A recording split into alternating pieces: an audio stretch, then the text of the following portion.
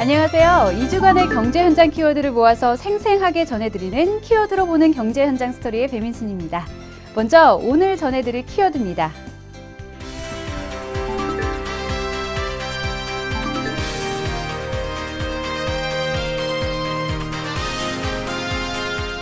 (13월에) 보너스라 불리는 연말정산. 하지만 올해는 세금 폭탄일 거라는 말이 퍼지면서 세상이 떠들썩했는데요.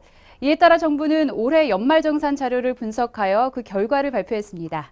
급여 5,500만 원 이하인 근로자의 85%가 세부담이 안 늘었고, 또 세부담 증가한 15%에 대해서도 증가분을 해소하는 방안을 마련했다고 합니다.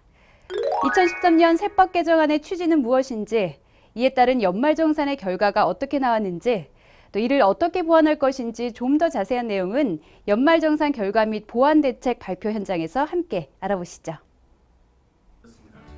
2013년 소득세법 개정의 취지는 소득 수준에 따라 혜택의 차이가 큰 의료비 등 9개의 소득공제를 세액공제로 전환함으로써 계층 간 과세 형평성을 높이자는 것이었습니다.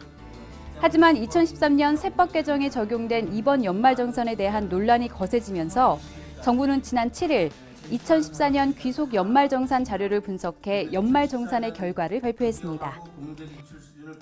연말정산 결과 환급 인원과 세액은 작년에 비해 늘어났고 추가 납부 인원은 줄어들었습니다.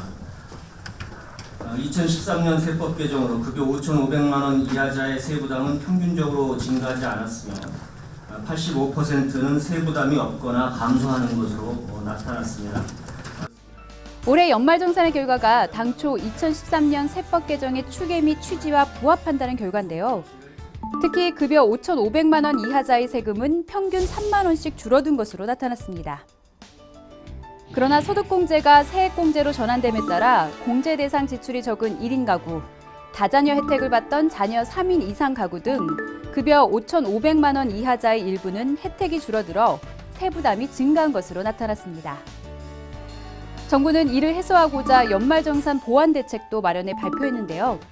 그 주요 내용을 살펴보면 자녀 세액공제는 30만 원으로 늘리고 출산 및 입양 시에도 세액공제를 받을 수 있어 자녀 양육 및 출산 지원이 강화됩니다.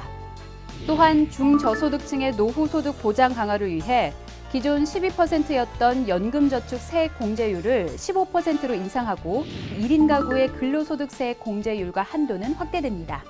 마지막으로 표준 세액 공제도 12만 원에서 13만 원으로 인상된다고 합니다. 이 보완 대책을 담은 소득세법 개정안이 국회에서 통과되면 5월부터 환급 조치가 된다고 하는데요. 이로 인해 급여 5,500만 원 이하자의 세부담 증가는 사실상 모두 해소된다고 합니다. 앞으로도 과세 형평성을 위해 노력하는 정부의 모습을 기대해봅니다.